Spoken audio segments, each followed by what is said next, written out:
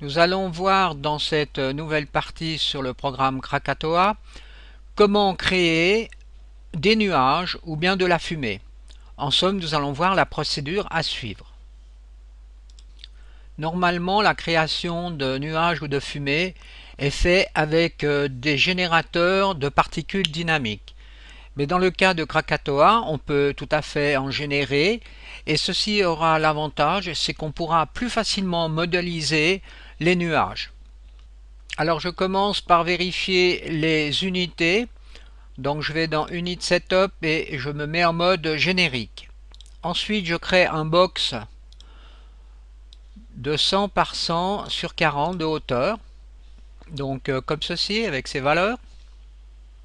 Ensuite je transforme ce cube en un PRT volume, en particule volume, en cliquant sur cette icône. Je choisis donc la couleur blanche pour le PRT volume. Ensuite j'ouvre l'interface Krakatoa. Donc je clique sur cette icône. Ensuite, je définis le format de sortie donc du rendu. Alors, je me mets ici en haute définition avec 1280 par 720. Je mets ici en itératif full. Et là, je me mets en rendu voxel et non particule. Et là, on définit la grandeur des voxels. Alors, on peut déjà lancer un premier rendu. Alors, bien sûr, il n'y a pas de lumière, donc il va falloir rajouter une lumière dans la scène. Alors profitons de regarder comment l'on peut créer une autre source de lumière que par la façon traditionnelle en allant ici et en choisissant par exemple une source de lumière standard, par exemple omnidirectionnelle. Eh bien il existe une autre méthode qui consiste de cliquer sur cette icône pour voir, vous voyez, le schéma donc de Krakatoa. Et à l'endroit où c'est marqué Light Path, avec le bouton droit, on fait créer un défaut spotlight. Donc voilà, on a un défaut spotlight qui est créé dans la scène et l'on peut lancer de nouveau un rendu.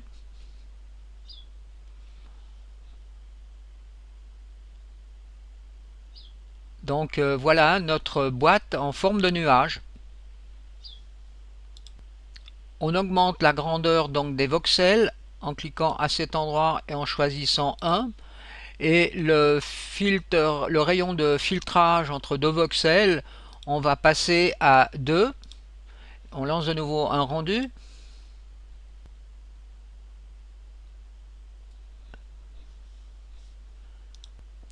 Je fais un clone donc de cette image en cliquant, vous voyez, sur ces deux personnages.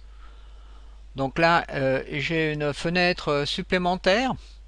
Alors, lançons de nouveau un rendu en changeant ici et en utilisant donc la lumière, la densité de la lumière, et je mets les paramètres de 5, je vais changer ça à 1, et je lance de nouveau un rendu, et je vais comparer les deux images.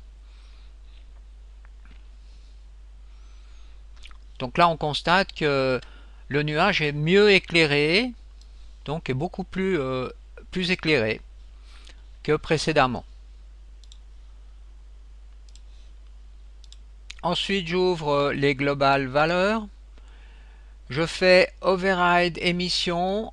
J'utilise ici et je change la couleur. Donc, je mets donc ces valeurs. Sur le rouge 70, le vert 85 et le bleu 120. On obtient donc cette couleur. Ensuite, je vais aussi changer la couleur donc du background. Alors, j'override le background et je choisis donc la couleur en cliquant à cet endroit et je mets les mêmes valeurs que j'ai mis précédemment. Je pratique de la façon suivante, je choisis ici la pipette et je prends la couleur à cet endroit pour avoir la même couleur. Je fais aussi attention que le canal alpha soit ici à 0. OK. Je relance un rendu.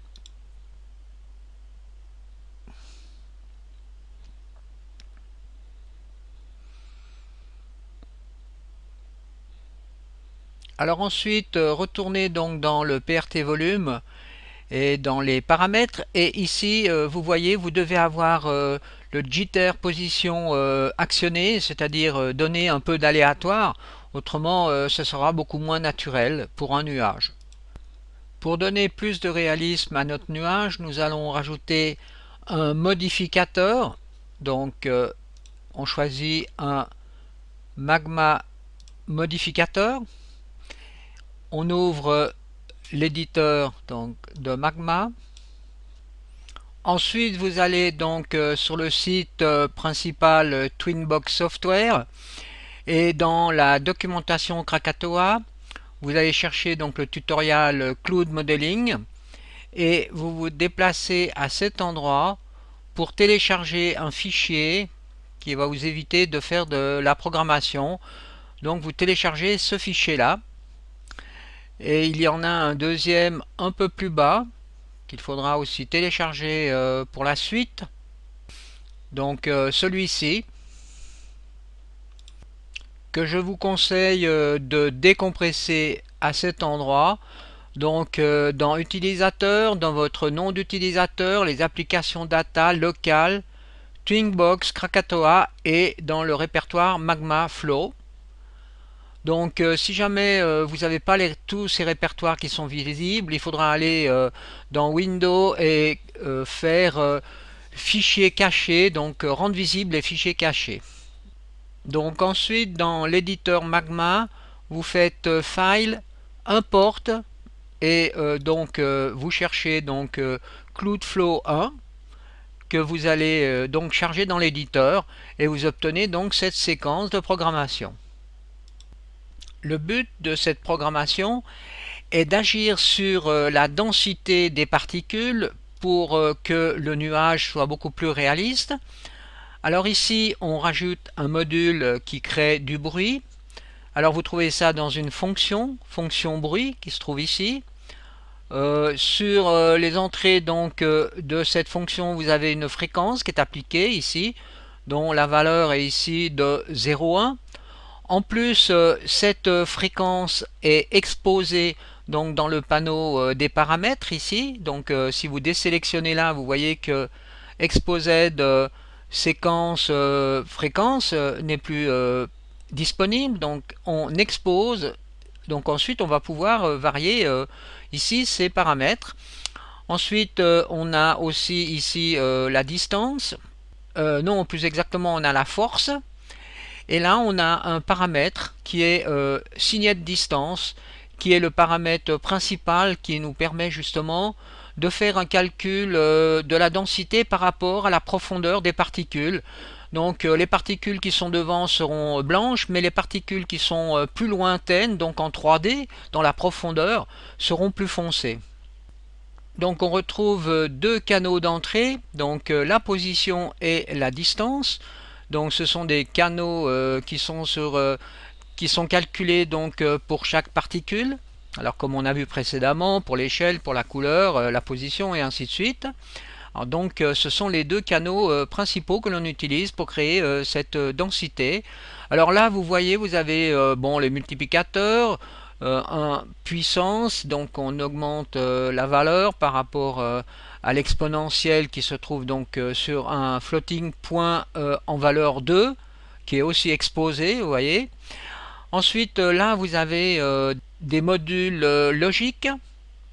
Donc si c'est plus grand que, donc là, donc on aura quelque chose en sortie par rapport donc aux deux entrées. On compare ces deux entrées et suivant le résultat, ici plus grand que, donc on aura une information booléenne, donc logique, qui apparaît sur ce module switch, qui agit un petit peu ici aussi comme un if. If, si c'est vrai, if then else, c'est un petit peu comme dans la programmation classique. Alors nous avons encore ici un module qui est extrêmement intéressant, car c'est un module qu'on appelle BLOP, qui est en somme une sous-séquence comme dans la programmation. Alors si je sélectionne Edit BLOP, eh bien je vois ce qui se trouve à l'intérieur de ce module. Donc là vous voyez, vous avez de nouveau des fonctions mathématiques, division, puissance, soustraction, et vous avez la sortie. Donc voilà ce qui se passe à l'intérieur donc de ce module. Et là vous pouvez revenir dans le programme principal. Donc là en somme on a créé une sous-séquence. Et bien maintenant regardons donc le résultat final. Alors render frame. Donc voilà, nous commençons à avoir beaucoup plus de réalisme dans notre nuage. Alors pour obtenir ce résultat, faites attention, il faut désactiver dans les global values le override émission, car vous voyez si je l'utilise, eh bien je relance un rendu, eh bien vous voyez, bon le calcul du nuage se fait correctement, mais là on override l'émission et on retrouve donc le cube d'origine. Alors supprimez donc cette valeur ici et pour lancer un rendu. Donc maintenant modifions un petit peu les paramètres, mais avant toute chose on peut quand même donc revenir avec override émission, mais à ce moment là il va falloir rajouter un magma editor donc au-dessus de celui-ci et de créer un petit programme. Grâce à ce petit programme, on prend le canal densité des particules que l'on compare à une valeur en floating point, donc à 0. Si la densité est égale à 0, eh bien on a un opérateur logique qui est vrai à ce moment-là et qui envoie une information avec conversion en un floating point à une sélection des particules. Donc en conclusion, si la densité est égale à 0, eh bien ici on a une sortie à 1, donc la particule est sélectionnée. Et maintenant, pour que tout fonctionne bien, eh bien il faut rajouter un modificateur delete, particule, alors Krakatoa delete, et qu'est-ce qu'on va supprimer? Eh bien les particules qui sont à 1, donc on fait sélection plus grand que 0. Alors maintenant faisons de nouveau un rendu pour voir si tout fonctionne bien. Ce qui a l'air d'être le cas. On peut ensuite donc s'amuser un peu avec ces paramètres pour changer donc le type de nuage. Alors prenons un exemple ici avec les paramètres par défaut. Donc voilà le type de nuage que nous avons pour l'instant. Alors maintenant augmentons par exemple la force. Passons carrément à 100. Relançons un rendu. Et voilà, on a vraiment un nouveau type de nuage. Donc on peut agir sur ces paramètres pour obtenir des nuages complètement différents. Alors maintenant nous allons voir comment modéliser le nuage d'une façon très simple. Alors on sélectionne le box en premier, ensuite on rajoute des segments en longueur. Alors par exemple 3 segments et 3 segments aussi en largeur, ce qui me donne ceci en wireframe. Voilà. Maintenant, le box étant sélectionné, je le convertis en indéditable poly. Je choisis polygone et je sélectionne donc les polygones suivants et je fais un extrude.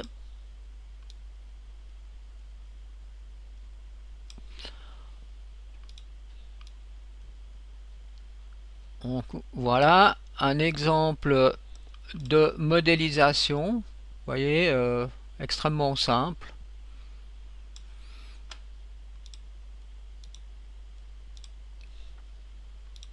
Et voilà le nouveau nuage qui a été créé. Alors regardons comment l'on peut améliorer donc l'éclairage du nuage. Alors pour cela, nous allons sélectionner donc le spot et nous allons le positionner à un autre endroit. Donc vous voyez le spot qui est ici. Et là, je le sélectionne en X0, en Y 1000 et en Z 1000. Donc comme ceci. Ensuite, je vais changer ici le type de rendu. Donc on va plus faire un rendu isotropique, mais on va faire un rendu schlick. Et là on met ici dans les paramètres moins 0,6. Et l'on peut lancer de nouveau un rendu du nuage.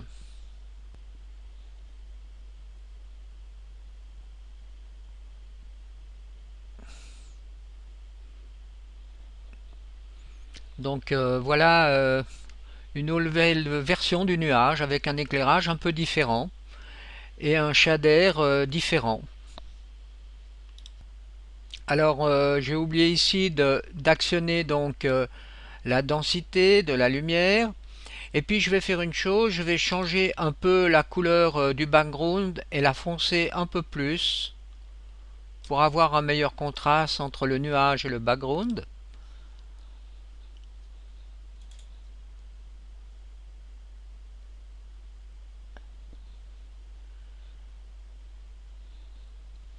Donc voilà une version possible. Alors souvenez-vous, on a utilisé donc un module bruit pour créer donc le nuage. Alors on peut faire différemment. Alors pour cela il va falloir charger donc dans l'éditeur de Magma le nouveau programme. Alors on l'avait téléchargé depuis le site Twinbox. On importe le deuxième programme.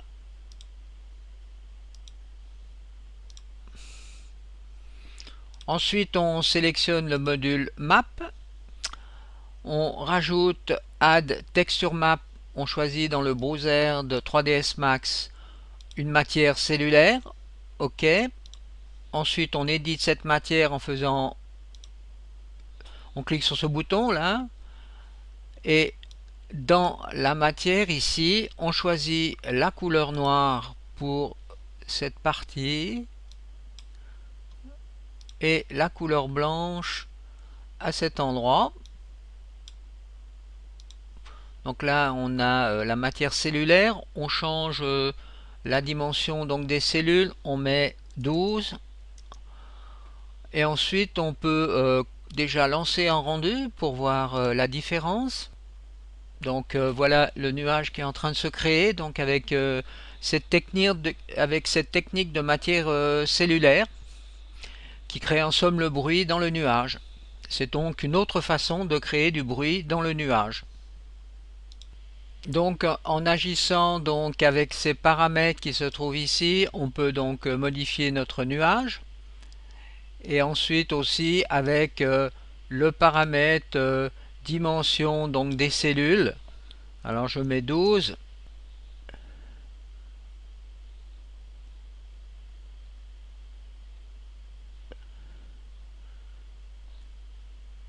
Donc on peut chercher le nuage qui nous convient le mieux.